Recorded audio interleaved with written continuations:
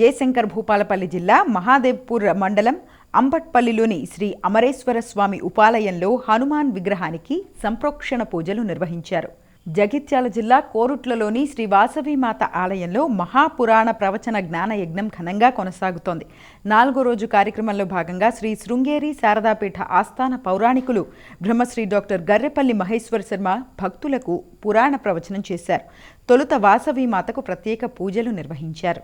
పక్షి జీవనం ఎట్లా ఉందో అట్లా ఉంటుంది.